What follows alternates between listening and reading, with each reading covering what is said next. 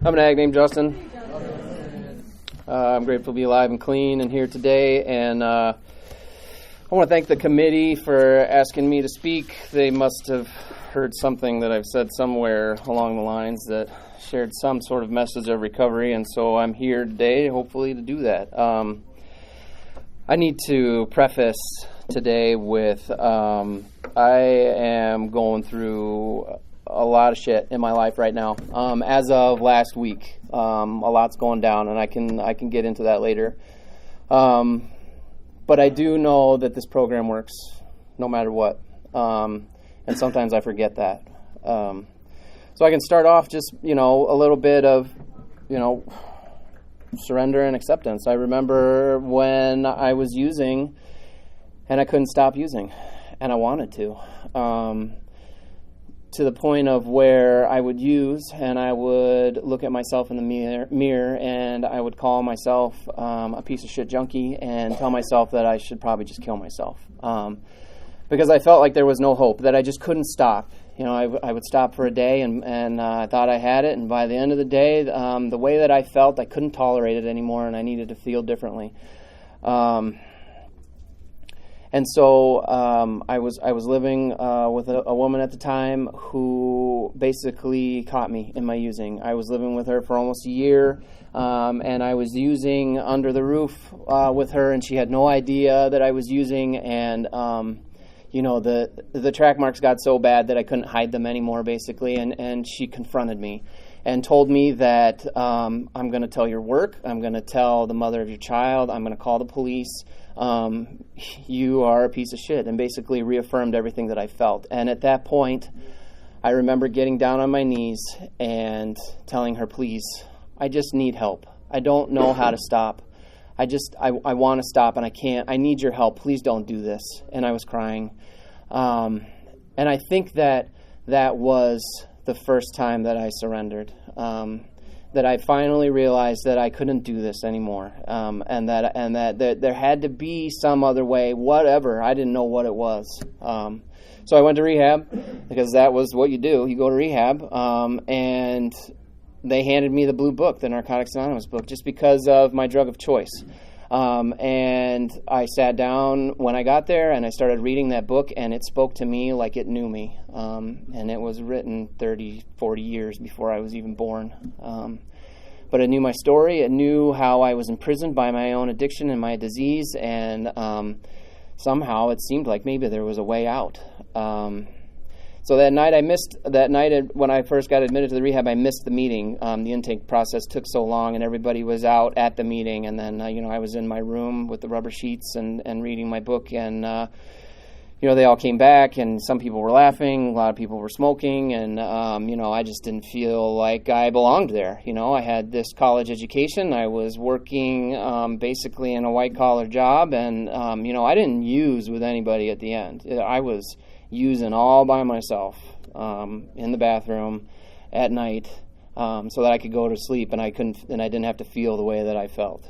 And so then the next day I went to a meeting, and that was the first time that I surrendered to this program.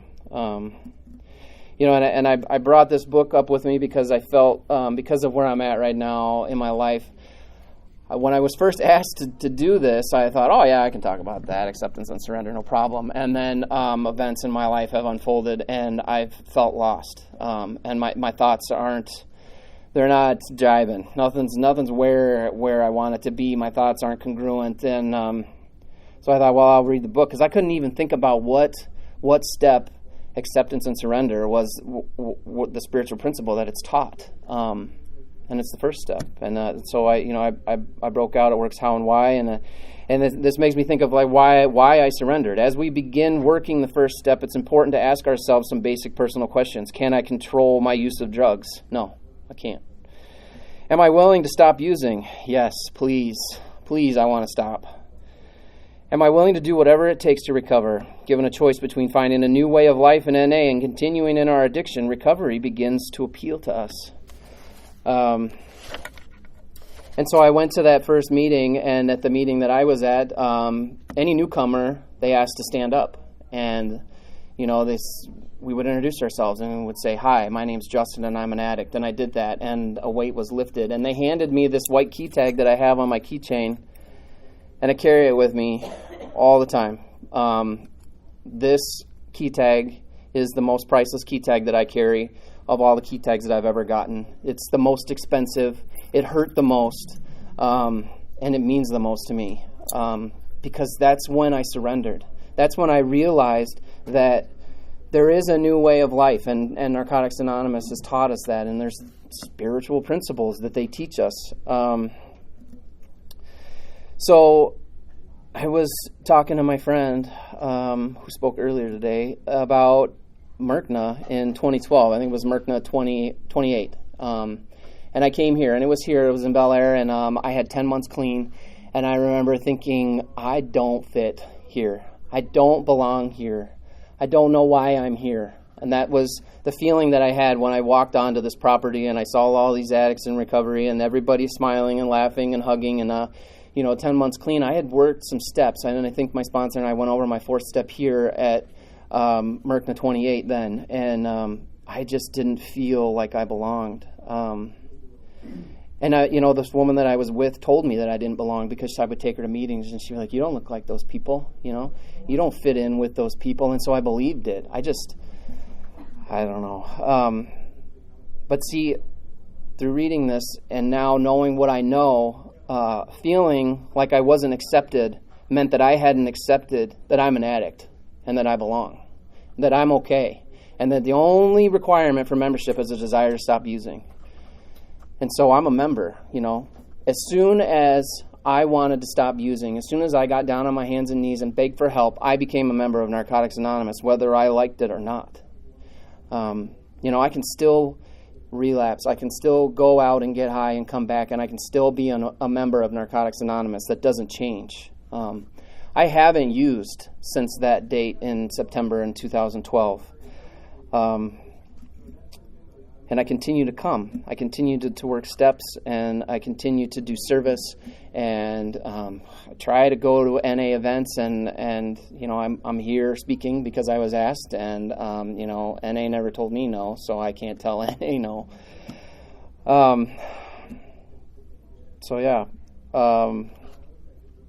Trying to think where I was at. Oh yeah. So in the first step, I wanted to talk about the steps that I've worked the second time around, because this, I've worked the 12 steps and I've started and I'm through to the 7th step again, and so those are the steps that I want to talk about today that just apply those spiritual principles of surrender and acceptance. I know a lot of it's easy to say that honesty, open-mindedness, and willingness can be applied through steps 1, 2, and 3, and then 4, 5, and 6 in that order: honesty, open-mindedness, and willingness. But acceptance and surrender apply to pretty much all those steps.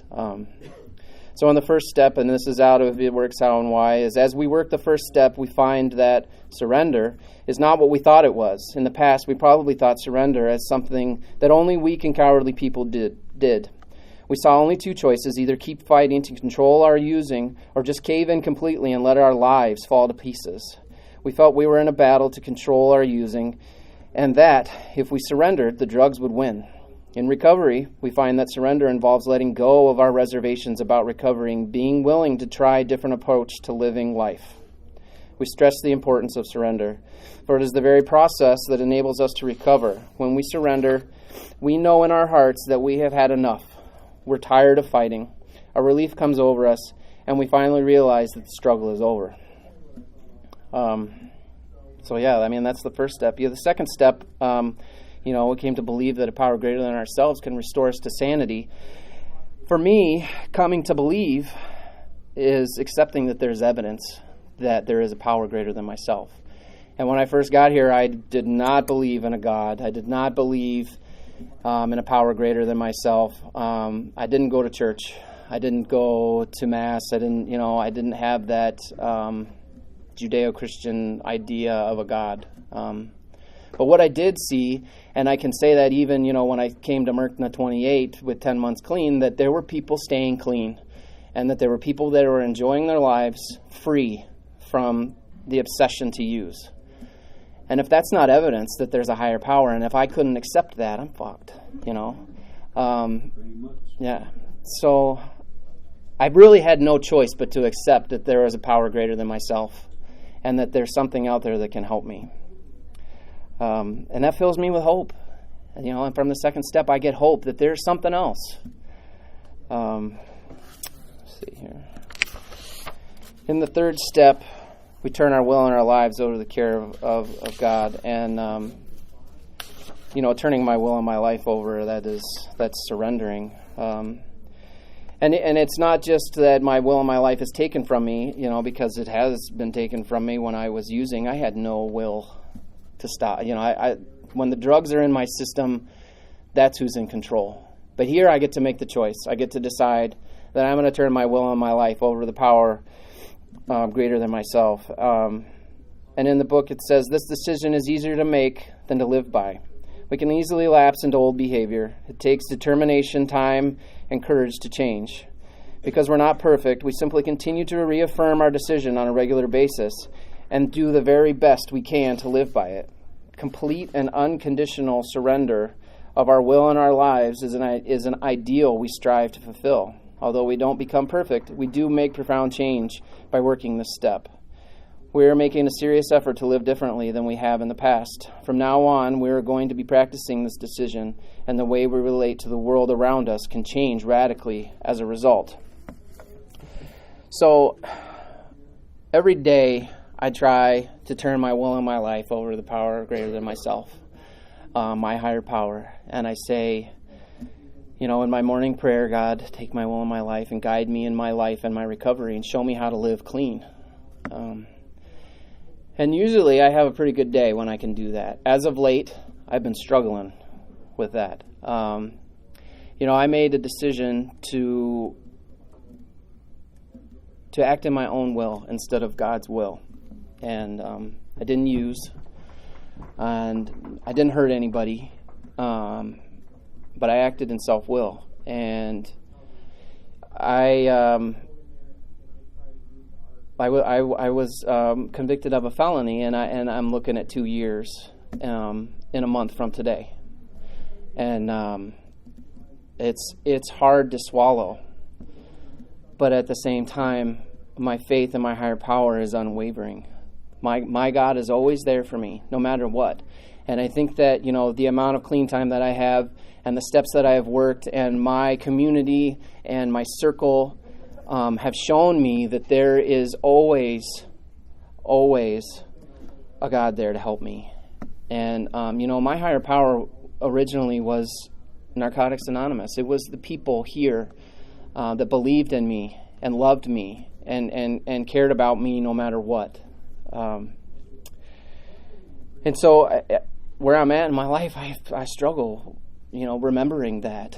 I'm going to move on to the fourth step. In the fourth step, the fearless and searching moral inventory. And, and it's funny that I picked these 7 steps to just talk about the spiritual principles, because for me, those are the hardest steps. I feel like the 4th and 5th step are really hard, but even the 6th and 7th step are even more challenging, at least for me and in my recovery.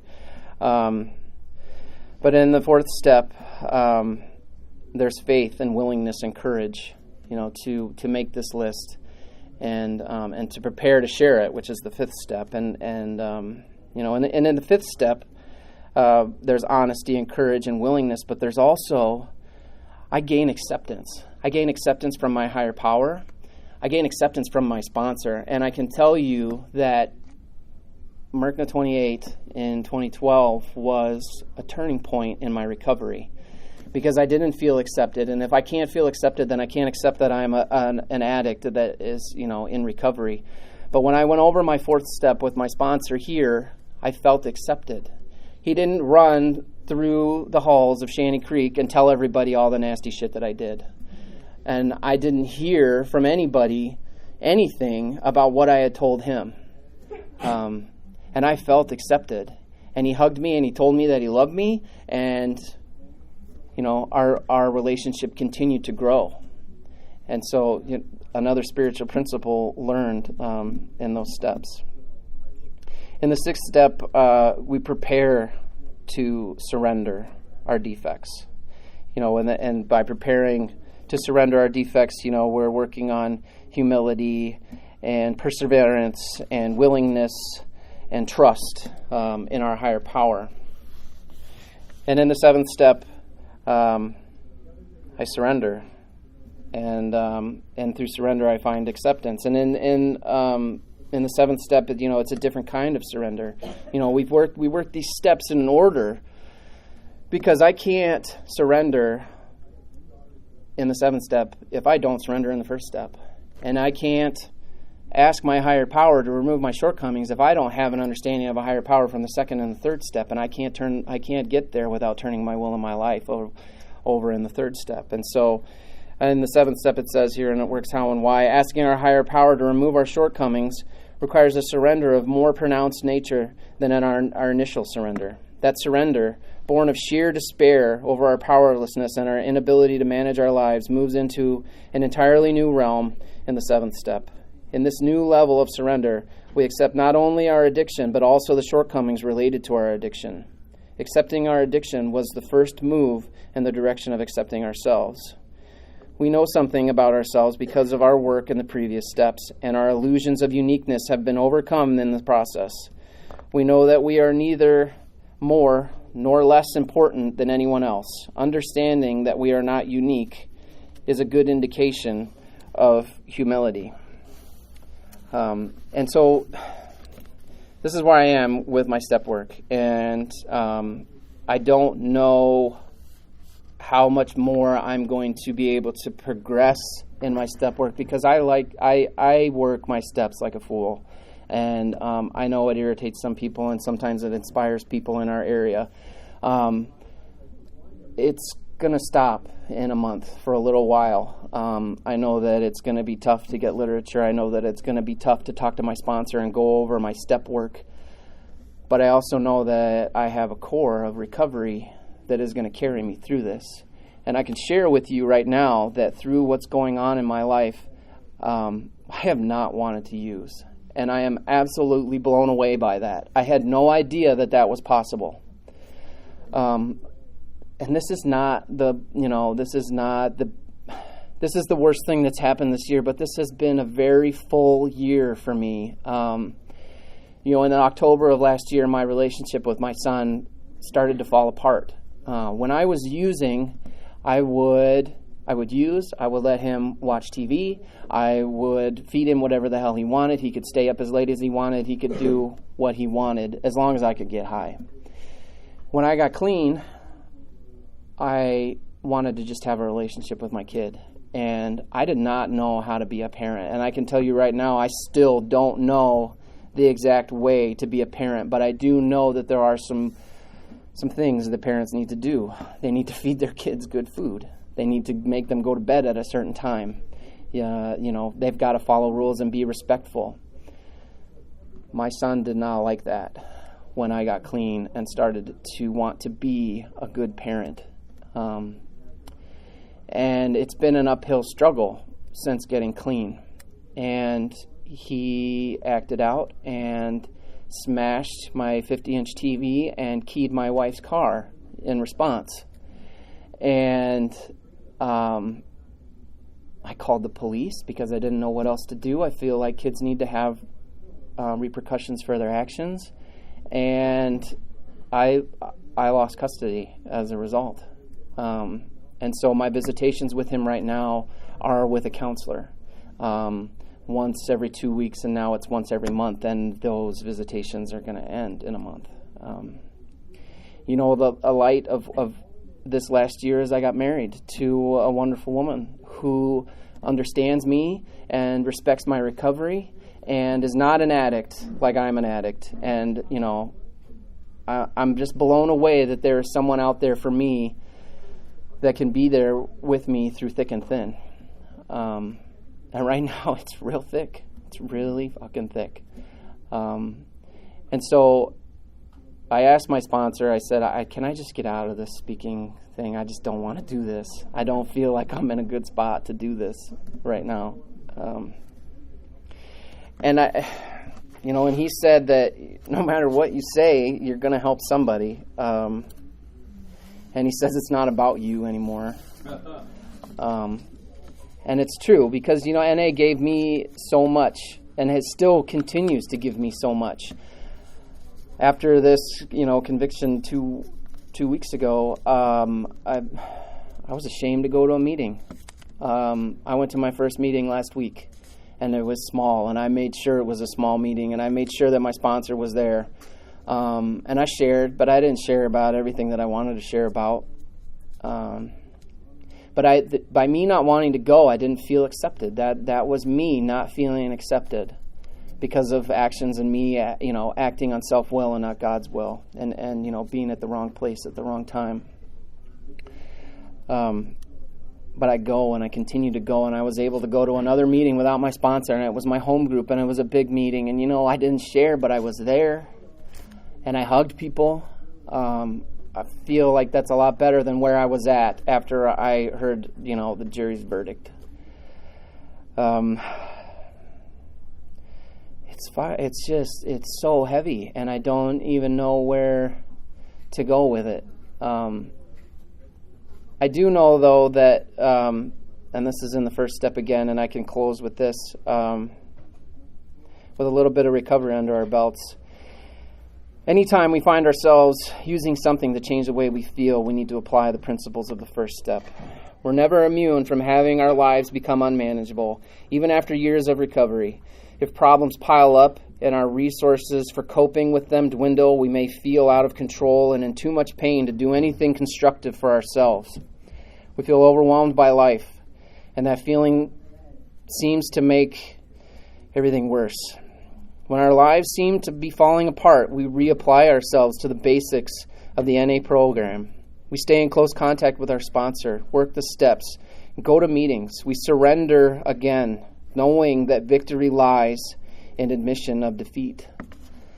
I feel so defeated right now, but I know that there's hope.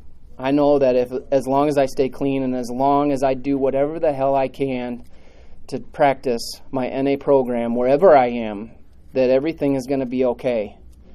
And there's things that I go through, that I went through early in recovery. I was homeless, and I didn't have a place to live with a year clean and steps under my belt, and I made it through it. I didn't get high. I kept coming. I worked the steps. I sponsored guys. I talked to my sponsor. I did service. So I just got the 5-minute mark, and I'm glad that I was able to share today, even though I sure as hell did not want to share today. I'm glad that I'm here at Merckna, even though every part of me was trying to find a reason not to come to Merckna. So with that, thanks for letting me share.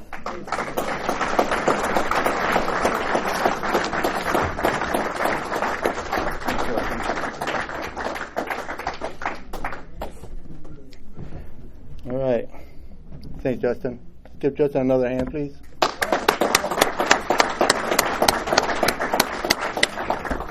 Okay, our next speaker is Sue M.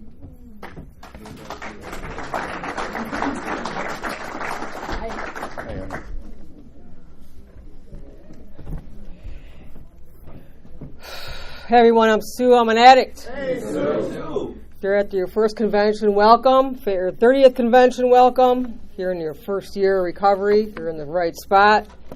Everyone's here in the right spot. Thanks, Justin, for sharing some deep stuff, and I give you a lot of credit for coming up here and sharing that stuff. I don't even know you, and it's just like I can't imagine how scared you are, but it's like we can be fearful, but we can be humble and just open ourselves up to the growth and the message and the gift. So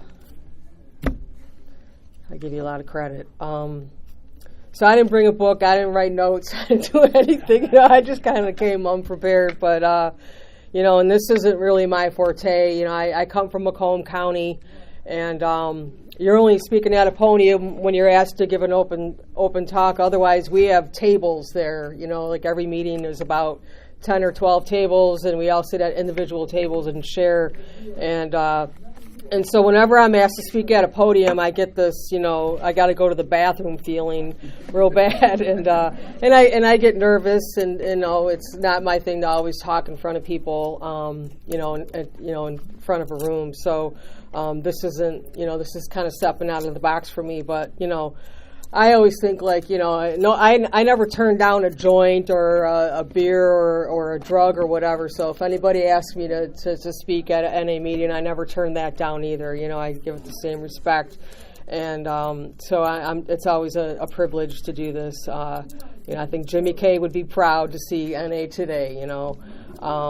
That's kind of where I go with my mind, and so.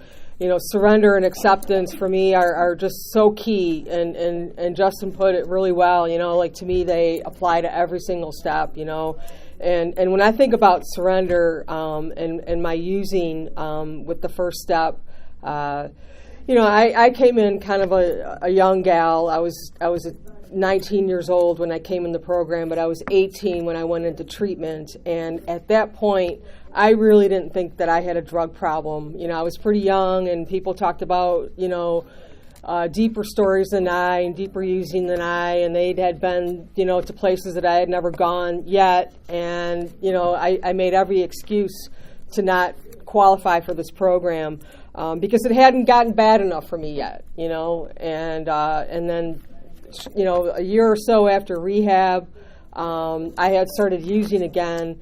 And it started to get real bad for me, and just, problems kept piling up, and problems at home with the family, and job losses, and money losses, and car losses, and just, self losses. I was losing myself.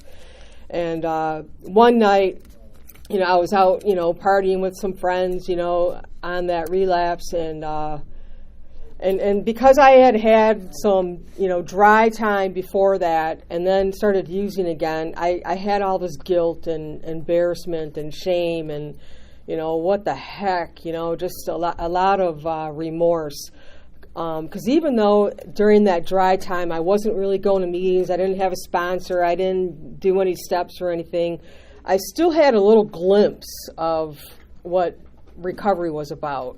I just didn't apply anything to it, and so when I started using again, I had a lot of shame and remorse, and so I'm driving around, and I'm on a bender, and I'm driving around, and I'm feeling really bad, and I ended up pulling my car over to a lake nearby where we live downstate, and I got out of my car, I walked out there on the shore, and it was like 1 o'clock in the morning, and I'm looking out at the waves, and I'm not like a religious or spiritual person at that time, but I just said, God, I don't want to be like this anymore. And it was kind of like a foxhole prayer, but I just said, God, I don't want to be like this anymore, and I have not used since. And I kind of look at that as my first step, third step surrender, where what, I've had enough, I'm tired of this getting high game. Things were getting bad, day by day by day. I hated myself. I hated life. I hated my parents. I hated working. I hated anything to do with responsibility. And so with that surrender, and it's not easy for me to surrender. Like, I'm a fighter. Like, I think addicts by nature are just fighters. And we will hold on to whatever we have to. That's very unhealthy for us for a long time, and that was me, and I did not want to let it go. But that night something kind of magical happened for me, and so with that surrender came an open door. It's kind of like admitting I'm powerlessness. Admitting that I'm powerless kind of gives me some power to do something about it. Okay, I'm done with this shit, with all the trouble and the chaos, but now what? And I still had a meeting list in my back pocket, and back in '87, it was a front and back piece of paper, and those meetings were still there, and I went to a meeting, and, I surrendered at the meeting, and then, here I am still, but, and I always like to say that I still always want to remain in that surrender mode, because I never want to think that I got this, that I'm done surrendering and this is it, because the disease is still there and it happens to people, all the time. And it, just for today, it's not going to happen to me. So I really choose to stay in that, humble mode is kind of like how I should state it. But, so I opened the door for something, greater than myself. And at that point, it was the program, and it took a while for me to come around to start accepting that, to start accepting that I'm powerless, that I can't use anymore, and maybe these steps can help. And thankfully, it took some really, really loving, guiding people to kind of take me by the hand and showed me how to live in such a way that I can relate to, that I can identify with. They were kind of my age. I mean, there were some people that were older than I, but, being in your early 20s, it was a little different, because, it was just, in my mind there was an age barrier, but there really wasn't, it was just in my mind. But I started to kind of follow these people, and there was like a woman that, really spoke in ways that I really loved and understood, and she kind of was like really cool with me and really, warm with me as far as like teaching me how to, apply some steps to my life, and she became my sponsor, and it's kind of like surrendering, the third step, surrendering my will, and maybe I should listen to how somebody else lives, and applies the principles to their life, because I want to think that I know everything. I come down with the case of I knows, people start talking and I'm like, yeah, I know. Well, I don't know.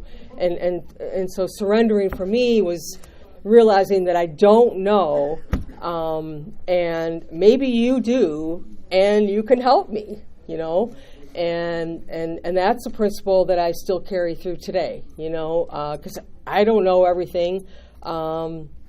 Other people do, and I can be open to their way of living, loving, learning, everything, and it's really cool to be involved with a fellowship of so many great people that I can learn to live by, and live with, and so people like mentors in the program taught me how to live today. They taught me how to be, a good wife, a good sister, a good friend, a good sponsor, a good sponsee, a good coworker, running partner, friend, all that stuff. And it's just about me being open to learning. I learned a long time ago that I'm never going to stop growing around here. I'm never going to stop learning around here, and just kind of like letting the idea, sink in that everyone here are my teachers. And so the third step for me is surrendering my will, to a higher power, and there's times I feel like I'm going through things now, and it's kind of weird because last night when I shared about it at a really small meeting in Standish, where like 7 of us or however many piled into this meeting, there were only 5 other people there, so there were 12 of us at the whole meeting. It was really cool. And I shared about some things going on in my life, and it's kind of like, I shared about it and it's gone, and it's not like pinging me like it was yesterday, because I've learned around here that if there's an issue going on, and it's kind of like gives you some of those ill feelings, anger, resentment, fear, jealousy, all that stuff, if I don't surrender to it, it could kill me, eventually. Or it'll cause me a lot of harm in the meantime, and one of the things that I shared last night was, I just kind of did some things at the Kalkaska County office this afternoon where I had to sign a family property over to my brother, and I'm not going to bore you with the long, drawn-out story, but it was something that I really resisted. My parents are both gone, and they willed this property to us siblings, and my brother, commandeered the property, and one thing led to another, and I wasn't going to get it, and he, it's a weird, convoluted story, but I kind of feel like I got robbed in the equation, and I kind of feel justified in the fact that I should be very pissed off about this. I can be angry, I can be resentful, I can, be mad at him for a really long time, and yada, yada, yada. And I realize that as much as I want to think that anger gives me power and kind of fuels me, that's the kind of stuff that, I'm going to walk around in recovery at a convention and be all angry inside, but on the outside I'm like, hey, but really I'm kind of fucked up inside, And so what I realized is like when I started sharing about it last night at the table, is like it's kind of like a mild form of surrender and acceptance, because when I hear myself say it out loud and then people validate me at the table and whatnot, it's kind of like, because sometimes I think that my feelings aren't valid, that I shouldn't be angry over this, I should just let it go and whatever, and it's like, well, yeah, I'd be kind of mad too. So where I'm at with that today is what, fuck it, take the property, it's really not that, important, and God bless you, good luck with you, and, and where we are as far as like being siblings, it may be a little distant for a while, but like I choose to not walk around in that resentment today, and I may have to, pray and meditate about that for, a week or month or two, which is okay. Because that to me is a form of surrender and acceptance. It's not like, all of a sudden, boom, the resentment's gone and things happen. I mean, I have to work at this. I have to work at this. And sometimes things come real fast and sometimes they do not, Another, story that I thought of is, years and years ago, maybe 20 years ago, there's, my husband and I went on an overseas trip, and while we were gone, somebody, one of the recovering convicts in the program, or he wasn't really recovering, but, he caught wind that we were going to be out of town, and so he took it upon himself to enter my house without my permission and take some of my stuff. We got robbed, right? And he took things that were valuable to me, and so... and he ended up going to prison, for 5 years for another B&E. He ended up robbing a judge's house, and he got caught for that, And his higher power worked it out where he had to do 5 years in prison. But and I swore up and down that the next time I saw this guy at a meeting, I was gonna, kick him where it counts, like that. I just had that vision in my mind, I had that resentment going, and it was a low kind of level of resentment, it wasn't like, blah, blah, blah, but I just thought, if I see him, I'm going to, where's my diamond ring? And by the way, bam, but I knew he was getting out, and I knew he was going to come back to the meeting, and I saw him. It was like from me to the exit doorway, and I just went up to him and gave him a hug and welcomed him home, And I never had an ill feeling about that since. And I see him occasionally, and it's just not like, hey, where's my ring? It doesn't even come up anymore. And it kind of taught me it's just stuff. It's just stuff. And, yeah, you entered my house without my permission, and that's kind of like not cool. But, the jewelry and stuff is gone, and I'm still okay, right? So I don't know. I just think that, surrender and acceptance are so key, because things like those feelings, those ill feelings and stuff will absolutely consume me until I let them go, And I feel that having a solid relationship with a loving higher power and loving people in the program is part of the process for me to let it go. By sharing about it, by praying about it, talking about it, writing about it, meditating about it, going for a 3-mile run about it, doing something good, loving and healthy for myself. It just helps me to have peace of mind. Because otherwise, man, it's like I would be walking around in rage, and so I saw my brother a couple hours ago. We stopped by there, and I picked up some of my stuff from the cottage that I had there, and and it was just kind of like this was it. He lives up here now, and he's got a good job, and he's happy, and I'm happy for him. When I realized that I can't win against certain things, I might as well just give up, and it's not like give up and, I'm like a wuss. It's just kind of like, okay, you win.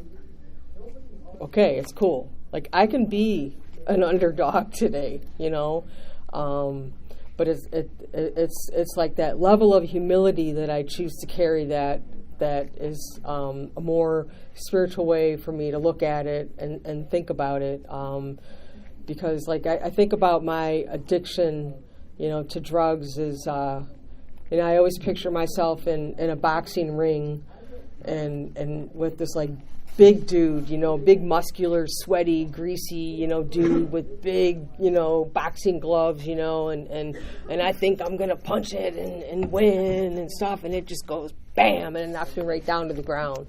I get up again, and I'm going to, whatever, and try to beat it, and it just knocks me down, and until I finally surrender, and, as a result of my surrendering, it's turned into a beautiful life here, and I love Narcotics Anonymous. I love being clean. I love going to meetings.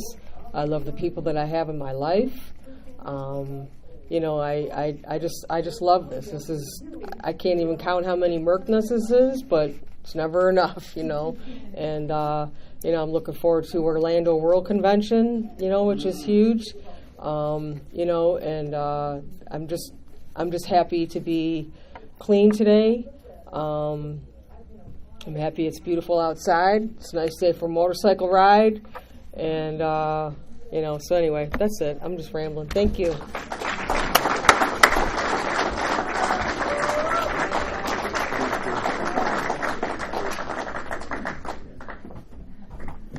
Give you another round of applause, please. All right, we got a third speaker. Is it Xian Si? Xiang Chao, or? That's you? Yeah, okay. Thank you very much. I'm an addict called Young Child. To the newcomer, welcome. You're the most important person at this convention or any meeting you may attend, because we can only keep what we have by giving it away. I'd like to thank Merckner for allowing me to come up here and share my experiences. I'd like to thank Casey for asking me at the last minute would I come up here and share my experiences on acceptance and surrender. I'd like to thank the two speakers that came before me. I too do not have a book, but I am the book. I came from a area. There's a man sitting in this audience right now that know every word, every sentence, every paragraph, every exclamation point of the basic text. We was made to read the book. They said read it, reread it, and read it again, because addicts will make up some shit on you around here. They'll come up with their own freaking program about how it works. I went to treatment in 1977 at the Rubicon Odyssey House, 7441 Brush. I came to the Fellowship of Narcotics Anonymous clean, meeting the basic minimum requirement, a desire not to use, in 1989, and I've been in recovery ever since. Clean time don't equal recovery. Recovery equals recovery. And recovery is an act of change of ideas and attitude. I'm grateful for this fellowship. And I was sharing with some members earlier today that the God of my understanding heard my suffering and the suffering of addicts throughout this country, man. And he sent forth an individual named Jimmy K to be used as an instrument to bring about organizational structure so we can find our way out. I found my way out. I'm not looking for recovery. I done found recovery. I'm not looking for a way out. I found my way out, and I know how to stay out a day at a time. Acceptance leads to recovery, and recovery begins with surrender. That's in the 3rd chapter and the 8th chapter of the basic text. I had to first to admit, when I came into this fellowship 29 years ago this October, I got me a sponsor. He said, could you take a suggestion? I said, yeah, what is it? He said, sit down, shut up, and pay attention. And we will begin to show you how to live according to principle. He said, young child, you knew how to live. You knew how to make a living. You just didn't know how to live. And he began to show me. Follow the steps in the order that they are written. Because each step builds on the truth of the one that precedes it. So I was able to do so. I've been here 29 years, and I can still remember the same thing that my sponsor taught me when I first came in here. And I'm going to tell you what he told me. We don't give you anything. You already possess everything.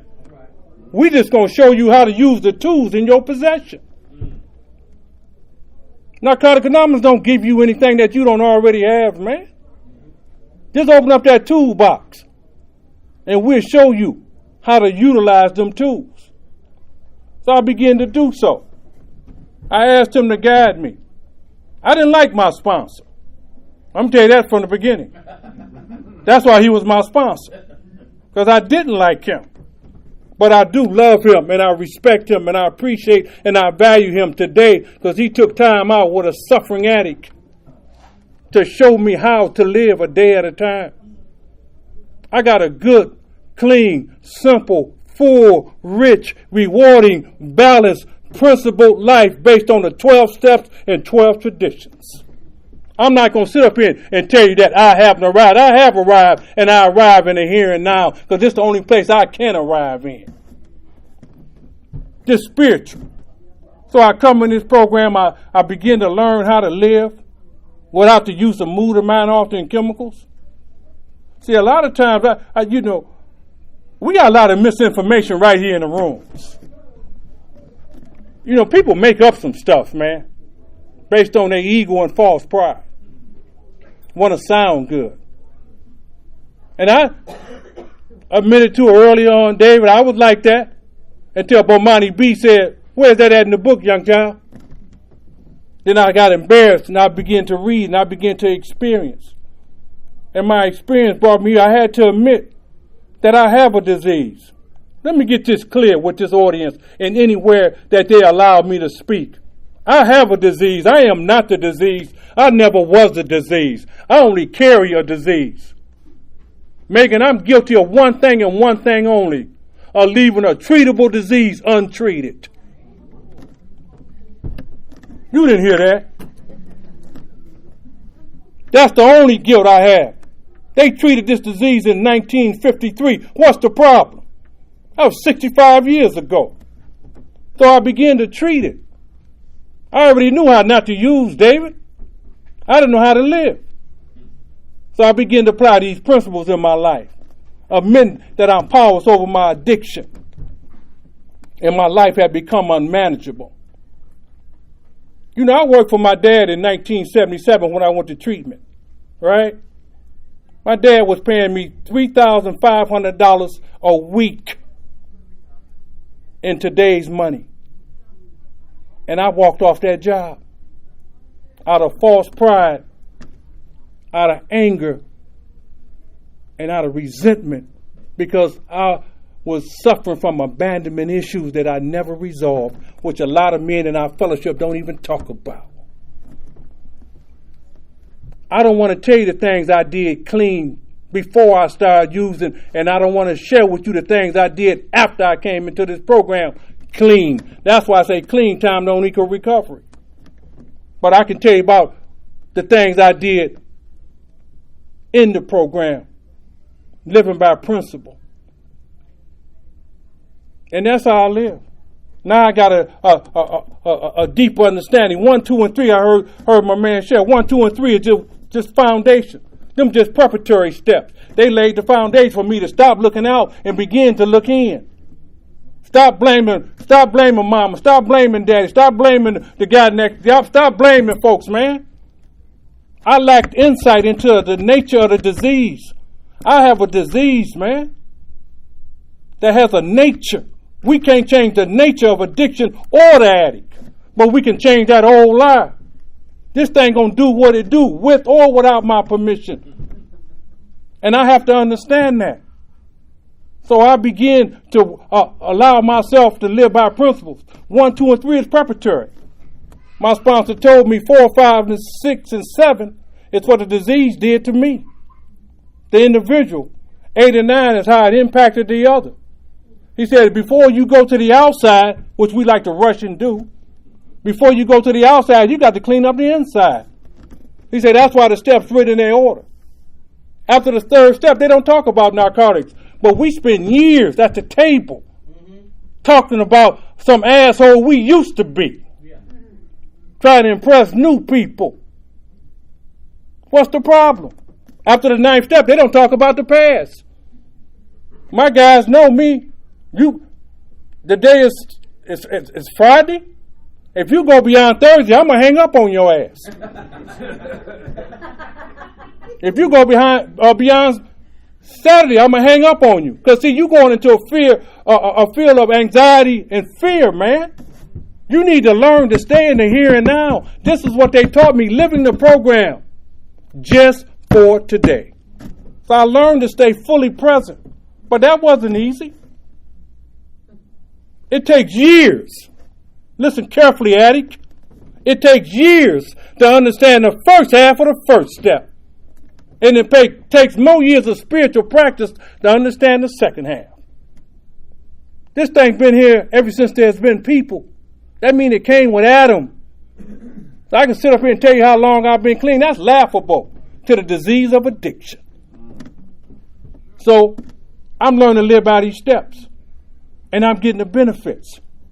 You know, I was married when I got here, and me and my first wife being in divorce because the marriage was not rooted in principle. I was married to the idea of marriage more than the marriage itself.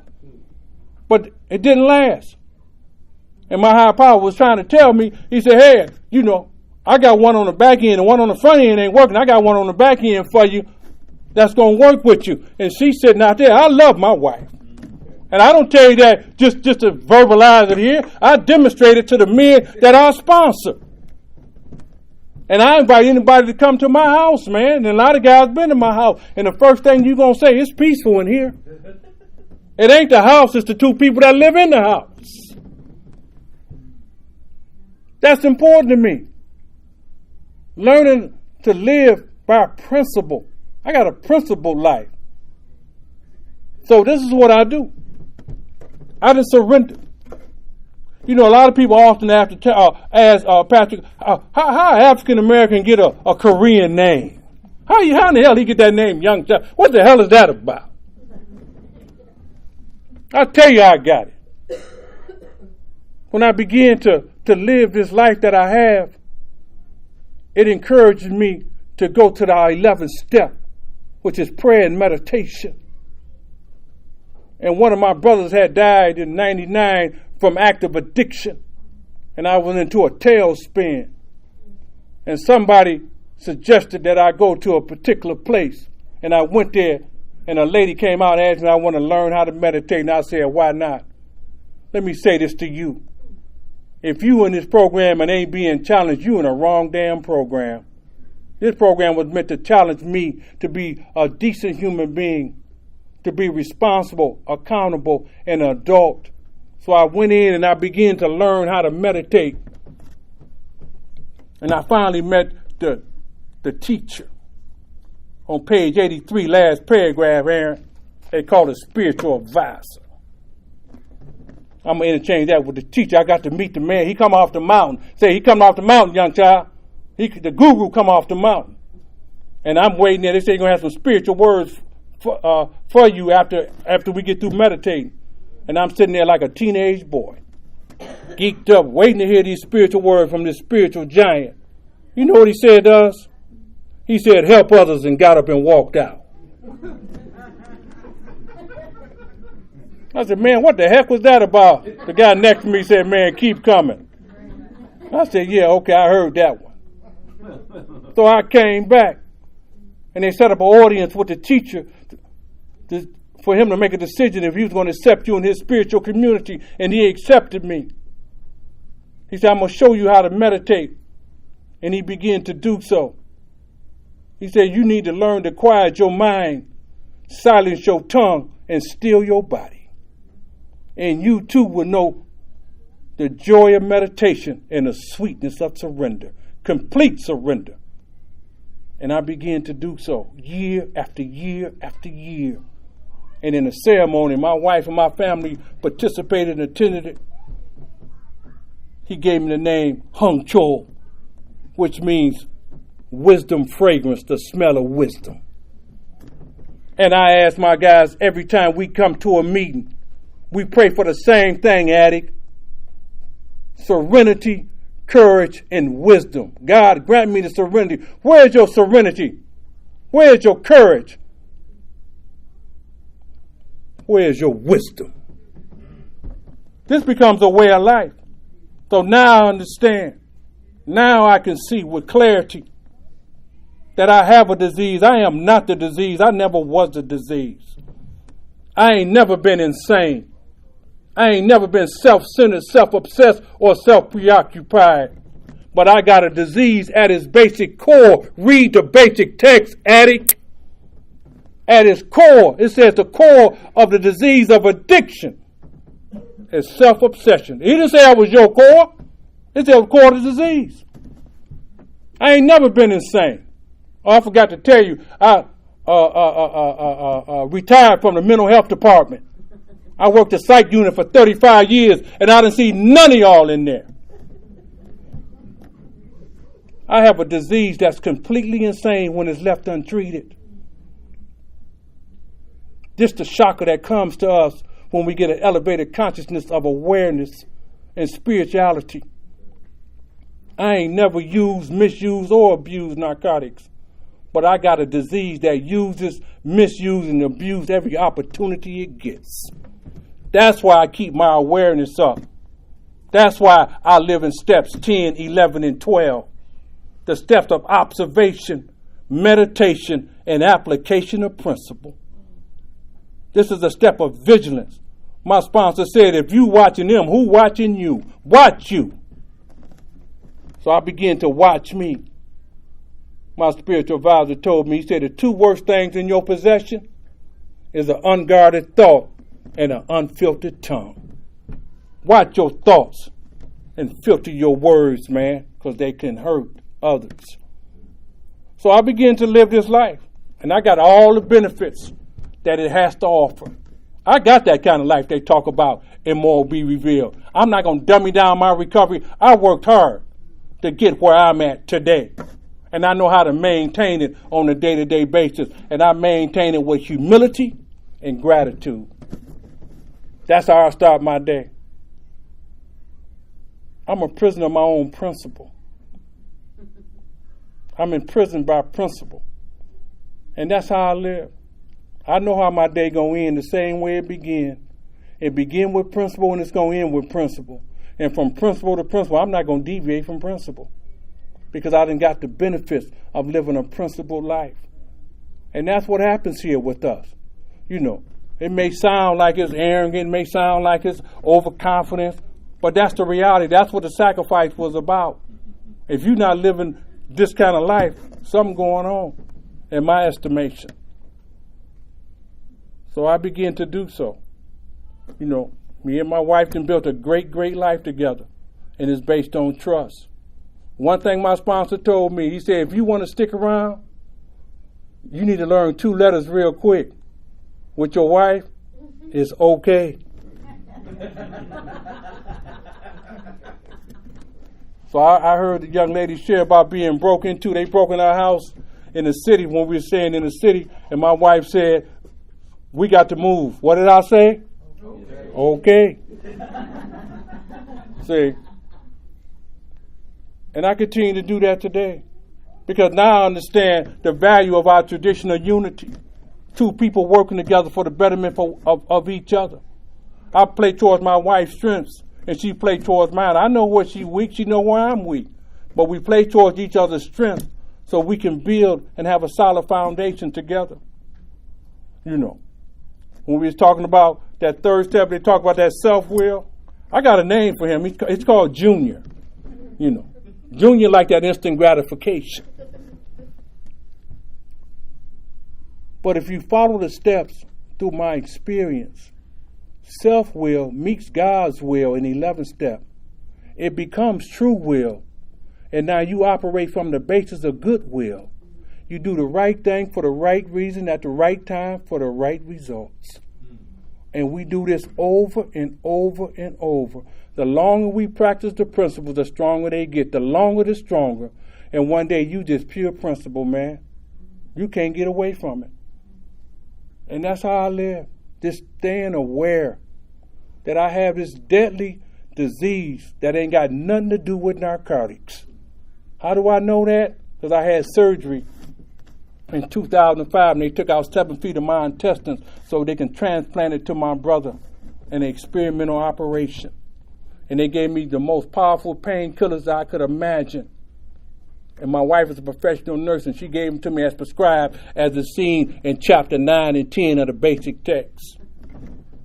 And never once did I have a thought of going back to the dope house, the liquor store, or the pharmacy. Because my ideas and attitude towards narcotics had changed. Drugs was meant to make unhealthy people more healthier, but a continuous use of drugs will make a healthy person dependent. That's what they gave us. This is the real message from Jimmy K to us today. That you have a disease, young child. You're not the disease, and it's treatable. Treat the disease and get the benefits. And allow yourself to become the recovering addict. I came in here, these men was here when I got here. I came in as a clean addict with the hope that I can transition into the recovering addict. The recovering addict is the ultimate weapon for recovery. That means there's nothing above him or her in this fellowship. They're the ultimate weapon. They mentioned that word 3 times, Aaron, in our 12 steps. From step 1 to step 12, they only mentioned that word recovering addict 3 times. And that's for a reason. That's a very, very, very precious individual. My sponsor used to say, if you find a recovering addict in Narcotics Anonymous, you done found a jewel. You need to hold on to him or her because they found their way out. And that's what we do. We found our way out, and we become an attraction and not a promotion. I'm willing to work with any addict that have a desire and want to put forth some effort to live by principle. I'm not interested in your clean time. I'm not impressed with that. But I am impressed with the mere fact that you will apply some principle. There's some things that with my guys I don't talk about. I don't talk about the past. And I don't talk about dope with them. But there are 3 things I do talk about with my guys. That's the presence, that's the principle, and practical solutions to their problem. If you ain't willing to do none of the work, you need to get you another sponsor. Because I'm not going to waste my time or yours. I heard an addict say something very profound the other day. I was at a meeting. What makes it profound? Because it was simple. He said, if you're having a problem, you need to go to a meeting. Right? If you have a problem, make a meeting. But if you have a solution, the meeting needs you. I said, I like that. I can take that one with me. And that's what we're saying. Bring us your hope. Bring us your experience. Bring us your strength. Bring us your success. Let's hear about the joy. Where's the joy of living a principled life? Where's the joy in recovery that man made that sacrifice for us so I can be here. I surrender. I have some acceptance. I cannot use, and I'm not talking about dope. See, that ain't what the book says. I ain't talking about dope. I cannot use at all and think I'm going to be successful. I'm talking about food, sex, money, religion, work, shopping. It's all the same. Because I have an obsession and a compulsion and a self-centeredness that's rooted in a disease of addiction. If you're new here, let us help you. Let us show you by our example. We enjoy complete recovery from the disease of addiction one day at a time. Thanks for letting me share.